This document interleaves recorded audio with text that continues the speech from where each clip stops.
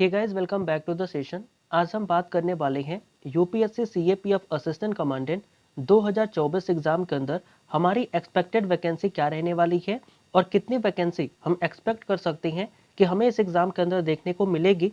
उसके ऊपर हम बात करेंगे। इस वीडियो के अंदर हम ये भी बात करेंगे कि हमारी लास्ट ईयर की कट ऑफ कितनी रही हैं और हमें कितना स्कोर करना चाहिए, और लास्ट में हम ये भी बात करेंगे कि हम कैसे अपने स्कोर को और भी अच्छा कर सकते हैं, और अगर आपका एग्जाम क्लियर नहीं हुआ है तो आप कैसे क्लियर भी कर सकते हैं। तो ये सारी ही बातें इस छोटी सी वीडियो के अंदर हम करने वाले हैं। तो प्लीज पूरा सेशन आप जरूर ध्यान से देखिएगा। कोई भी डाउट होता है, कोई भी आपके सजेशंस होते हैं तो वो आप हमें कमेंट करके बता सकते हैं। तो आइए वीडियो को स्टार्ट। सबसे पहले हम बात करेंगे प्रीवियस ईयर के एनालिसिस के साथ। देखो, प्रीवियस ईयर के एनालिसिस करने से पहले मैं आपको बता दूं कि हमने अब तक जो सबसे हाईएस्ट वैकेंसीज देखी है सीएपीएफ असिस्टेंट कमांडेंट एग्जाम के अंदर, वो रही थी 2013 के अंदर।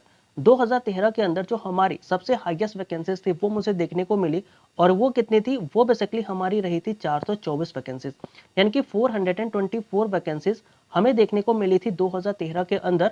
और उसके बाद से हमें वैकेंसीज 400 प्लस तो कभी देखने को नहीं मिली, लेकिन हाँ 300 टू 200 के बीच में वो वेरी करती रहती है। और 2021 एक ऐसा साल रहा था जिस वर्ष हमें ऐसा देखने को मिला था कि वैकेंसीज काफी कम हो गई, यानी कि 159 वैकेंसी से हमें देखने को मिली। इसका रीजन जो भी रहा हो मुझे नहीं पता, लेकिन इसका इफेक्ट ये रहा कि हमारी जो पेपर 1 की कट ऑफ है वो काफी हाई चली गई, यानी कि 138 नंबर्स हमारी कट ऑफ जो है वो पेपर 1 के अंदर चली गई थी 2021 के अंदर। तो आइए स्टार्ट करते हैं वीडियो को 2019 के एनालिसिस के साथ। 2019 जो हमारा ईयर था वो इलेक्शन ईयर था, और इस वर्ष जो इलेक्शन थे वो गवर्नमेंट के होने थे। तो गवर्नमेंट ने क्या करे, जब भी इलेक्शन होने होते हैं तो गवर्नमेंट क्या करती है कि जो नंबर ऑफ सीट होती है, यानी कि जो वैकेंसीज होती हैं उनको वो इंक्रीज कर देती है। तो यहाँ पर हमें वैकेंसीज के अंदर इंक्रीज देखने को मिला, और जो हमें वैकेंसीज है वो कितनी देखने को मिली? 323 वैकेंसीज हमें देखने को मिली। और इसके वजह से जो पेपर 1 की कट ऑफ रही थी वो कितनी रही थी? 105 नंबर रही थी। ठीक, इसके अगले ईयर हुआ क्या कि ईयर हमारा 2020 था, और उस ईयर हमारी जो वैकेंसीज है वो थोड़ी डिक्रीज कर दी गई, क्योंकि वैकेंसीज ऑलरेडी पहले फुल हो चुकी थी 2019 के अंदर। तो ये जो हमारी वैकेंसीज निकाली गई थी 2020 के अंदर, वो वैकेंसीज हमारी बची 209। और इस 209 वैकेंसीज के लिए जो पेपर 1 की कट ऑफ गई थी वो कितनी रही थी? 117 नंबर रही थी। लेकिन अगर मैं बात करूं 2021 की, तो 2021 के अंदर वैकेंसीज काफी ज्यादा कम हो गई, और ये काफी ज्यादा कम होने के बाद 159 ऐसी वैकेंसीज बची जिनके ऊपर हमें सिलेक्शन देना था या फिर हमें सिलेक्शन होना था। तो कहीं ना कहीं इसकी वजह से जो पेपर 1 की कट ऑफ रही थी वो 138 मार्क्स चली गई थी। ठीक, इसके बाद 2022 आया, और 2022 के अंदर हमें वैकेंसीज के अंदर थोड़ी सी इंक्रीमेंट देखने को मिली, और ये इस इंक्रीमेंट की वजह से जो हमारी वैकेंसीज है वो हमें 253 दिखाई पड़ती है। और इस 253 वैकेंसीज की वजह से जो पेपर 1 की कट ऑफ है वो थोड़ी सी डाउन हो गई, वो थोड़ी सी नीचे आई, और हमें जो कट ऑफ है वो 125 नंबर देखने को मिली। ठीक, इसके बाद 2023 का एग्जाम जो कि अभी रिसेंट में ही खत्म हुआ, उस एग्जाम की अगर मैं बात करूं तो वहां पर हमें वैकेंसीज जो है वो 322 वैकेंसीज हमें देखने को मिली। और इस 322 वैकेंसीज की वजह से वहां के जो पेपर 1 का कट ऑफ है वो थोड़ा सा और कम हुआ, और हमें कट ऑफ 115 नंबर के आसपास, या फिर अभी देखो इसका कोई ऑफिशियल कट ऑफ तो डिक्लेयर नहीं हुआ, लेकिन मुझे ऐसा अनुमान है क्योंकि इसकी जो कट ऑफ है वो 115 नंबर के अराउंड रही है। जो कट ऑफ पिछली बार 125 थी, इस बार वो 115 के अराउंड कुछ है। हो सकता है कि 4-5 नंबर 2-3 नंबर आगे पीछे हो जाए, लेकिन मुझे लगता है कि 115 के अराउंड इसकी कट ऑफ रहने वाली है। तो हमने क्या देखा? हमने ये देखा कि 2019 से लेकर के 2023 तक जो हमारी वैकेंसीज है वो कैसे वेरी कर रही है। इसके अंदर हमने ये ओवरऑल पता कर लिया कि जो हमारी वैकेंसीज हैं वो 200 से 300 के बीच में वेरी कर रही है। लेकिन अभी क्या है कि 2024 के अंदर हमारे गवर्नमेंट के इलेक्शन होने हैं, और गवर्नमेंट के इलेक्शन होने की वजह से हम ये कह सकते हैं कि इस वर्ष क्या होगा कि जो वैकेंसी है ना वो थोड़ी सी इंक्रीज होकर के आएगी। अब देखो, थोड़ी सी इंक्रीज होकर के आएगी, मैं ऐसा बोल रहा हूं, लेकिन फिर भी मैंने वैकेंसीज 320 ही लिखे हैं, जो कि मुझे लगता है कि इसके अराउंड ही कुछ वैकेंसीज आने वाली हैं। ऐसा क्यों है? तो ऐसा इसलिए है क्योंकि अभी जो वैकेंसीज आई है ना 2023 की, वो भी काफी अच्छी वैकेंसी है, यानी कि 322 वैकेंसीज भी कम नहीं होती, ये काफी अच्छी वैकेंसीज है। और इसके वजह से जो हमें वैकेंसीज के अंदर बहुत ज्यादा इंक्रीमेंट है ना वो देखने को नहीं मिलेगा। हो सकता है अराउंड 320 से लेकर के 350 तक, या हो सकता है 290 से लेकर के 350 तक, ऐसे कुछ आपके वैकेंसीज देखने को मिल जाए। लेकिन मुझे जहां तक लगता है कि 320 के अराउंड ही वैकेंसी रहने वाली है। और आप ये मान के चलिएगा कि 320 वैकेंसीज है और एक वैकेंसी आपको चाहिए, तो आपको मेहनत करनी होगी। और अगर मैं बात करूं पेपर 1 की कट ऑफ कितने रहने वाली है, तो बस आप श्योर हो जाइए कि पेपर 1 की कट ऑफ अगर वैकेंसीज 300 प्लस आई तो जो पेपर 1 की कट ऑफ है वो 115 से 120 नंबर ही रहने वाली है। तो कहीं ना कहीं आप अपनी तैयारी को ऐसे ही करते रहिए जैसे अभी तक आपने किया है। अगर जो भी लोग क्वालिफाइड हैं, जो ये वीडियो देख रहे हैं, जिन्होंने 2023 का एग्जाम क्लियर किया है, आप जैसे पढ़े थे आप वैसे ही पढ़िएगा, क्योंकि वैकेंसीज इस बार उसी के अराउंड होने वाली है। और होगा, आप में से कई ऐसे होंगे जो मेरिट आउट हो जाएंगे, कई फिजिकली फिट नहीं हो पाएंगे, कई इंटरव्यू में आउट हो जाएंगे। तो आप लोग क्या करेगा, अपने प्रिपरेशन को जारी रखिएगा, अपने डेली प्रैक्टिस को जारी रखिएगा, ताकि जो नेक्स्ट 2024 का एग्जाम है इसके अंदर आप अपने सक्सेस को हासिल कर पाएंगे।